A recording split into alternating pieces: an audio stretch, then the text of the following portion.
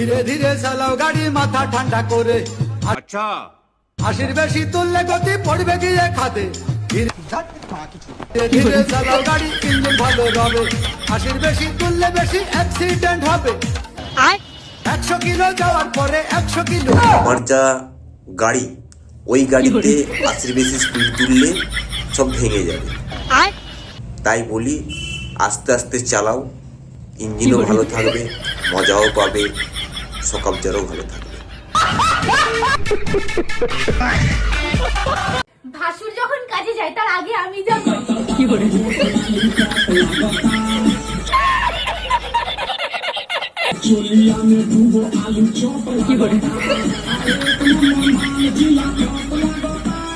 ভাসুর যখন কাজে যায় তখন বৌমা এরকম করে, তাহলে বর যখন কাজে যায় তখন বৌমা কি করে? আর ভাসুর এদিকে ভাবছে, হ্যাঁ দেখো ঠোঁট কামড়ে ভাসুর এদিকে ভাবছে যে কোন খাপা যদি বৌমাকে নিয়ে আসলো বলে। ভিডিও শুরু করার আগে একটা কথা বলি বন্ধু, আগে ভিডিওটা দেখো। আচ্ছা সত্য, এবং সেখানে আপনার বাবা মা যদি অসুস্থ থাকেন তার সত্ত্বেও আমি আপনাকে জোর করবো আমাকে ব্লগ করতে দিন, ছবি তুলতে দিন, আপনাদের কেমন লাগে? আমার মনে হয় কেউই আপনার মাথা ঠিক রাখতে পারবে না। তারপর যেটা হলো, আমার একটা ব্যবসার জায়গা, কাস্টমার আসতে পারেন না কিন্তু তারা ভিড় করে সারাক্ষণ ব্লগাররা দাঁড়িয়ে রয়েছে। কেন কেন দাঁড়িয়ে রয়েছে? কিসের জন্য? আমার দোকানের কি লাভ হবে তাতে বলতে পারেন? কি লাভ হয়েছে এতদিন? এই যে লোকে বলছে ব্লগারদেরকে ইন্টারভিউ দিচ্ছ, আমাদেরকে দিচ্ছ না, বড় কজনকে ইন্টারভিউ দিয়েছি?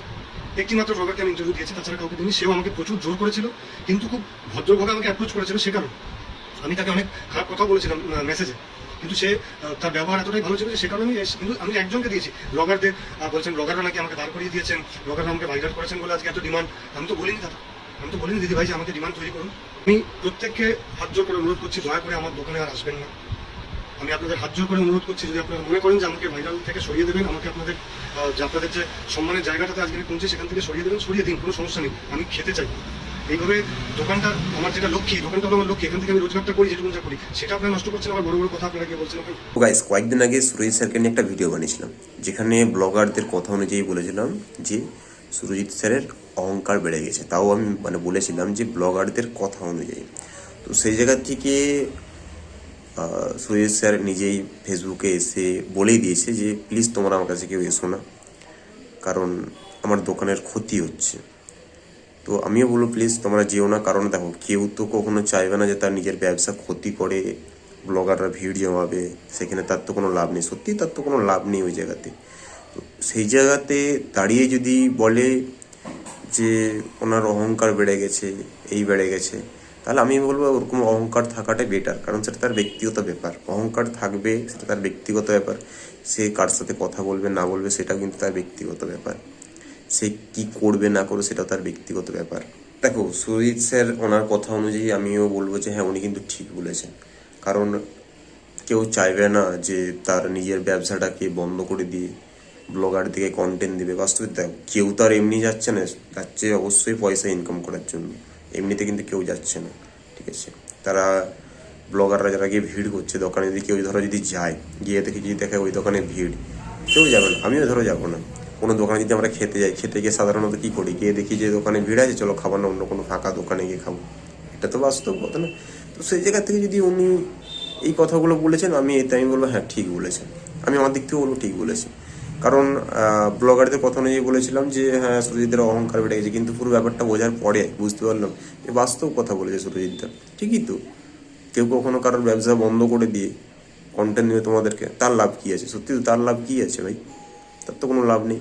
ঠিক বলেছে একদম। তো প্লিজ আমিও বলবো, জানি আমাকেও কমেন্টে এসে অনেকে আবার অনেক কিছু কথা বলবে, বাট আমি বলবো যে প্লিজ কেউ যেও না। কারণ কেন ভাই অপমান হতে যাবে? কি দরকার? সে তো নিজে থেকে বারণ করে দিয়েছি, প্লিজ যেও না। এরপরে যদি কেউ যেতে চাও তার ব্যক্তিগত ব্যাপার। তো যাই হোক, চলো ভিডিওতে ফিরে আসা যাক। ভালোবাসা ড্যাশের বাল, খেটে খেতে হবে চিরকাল। এ কে আছিস? মিউজিকটা বাজা। ধীরে ধীরে চালাও গাড়ি ইঞ্জিন ভালো রবে। 80 বেশি তুললে বেশি অ্যাক্সিডেন্ট হবে। ধীরে ধীরে চালাও গাড়ি মাথা ঠান্ডা করে। 80 বেশি তুললে গতি পড়বে গিয়ে খাদে। দেখো এই কিছুক্ষণ আগে একজনকে বললাম, আরো একজন গাড়ি নিয়ে এসেছি, বলি মামনি তোমরা গাড়ির ওপরের যে হেডলাইট গুলো না, ওদের তো ঠান্ডা বলে কোনো জিনিস আছে, ওগুলি পারলে একটু ঢাকা দিও। আর হেডলাইট গুলো ওইভাবে দেখিও না। আর গাড়ি পারলে কম স্পিডেই চালাও, কারণ কি বলতো, বেশি স্পিডে চালালে না সমস্যা আছে, শোকাবজার ভেঙে যাবে। কারণ গাড়ির ইঞ্জিনের অত জোর নেই, মুখ দিয়ে শুধু আওয়াজ আসবে। হেডলাইট গুলো ঠিকঠাক রাখো, কারণ নাহলে রাস্তা দেখতে পাওয়া যাবে না, পরে ভবিষ্যতে অন্ধকার হয়ে যাবে গাড়ির। ধীরে ধীরে চালাও গাড়ি, ইঞ্জিন ভালো হবে। 80 বেশি তুললে বেশি অ্যাক্সিডেন্ট হবে। 100 কিলো চালাও।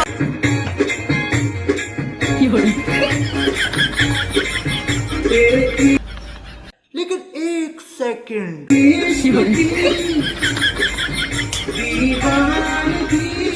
ये सब क्या देखना पड़ रहा है? अच्छा है मैं अंधा हूँ। রুটি করতে করতে যদি এই ডান্স করে, তাহলে ভাবো রাতে ঘুমানোর আগে কি ভয়ানক ডান্স। अरे कहना क्या चाहते हो? যাই হোক, কমন নাচানোটা কিন্তু হেভি ছিল। आजकल चॉकलेट देने से प्यार नहीं बढ़ता, তাহলে কি দিলে পেয়ার বাড়ে? चॉकलेट लगाकर लेने से प्यार बढ़ता है। আচ্ছা, তোমার কথা মতোই তোমাকে একটা কথা বলি তাহলে তুমি এই নিয়ে কতবার চকলেট মাখিয়ে নিয়েছো?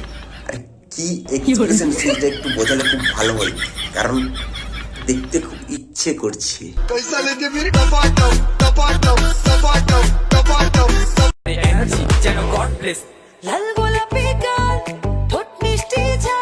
তার আগে বলো, তুমি সব ভিডিওতে পেছন কেন নাড়াও বাল?